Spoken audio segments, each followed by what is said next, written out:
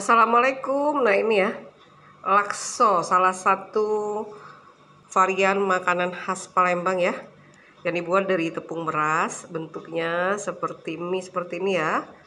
Nih, dimakan dengan kuah santan ya, yang warnanya kuning cantik, rasanya gurih, asin dan lemak nian. Ditambahkan dengan sambal merah. Kita siapkan daun ya. Lalu ini kita tata ya laksonya di atas daun. Nih seperti ini ya. Tuh. Cantik sekali.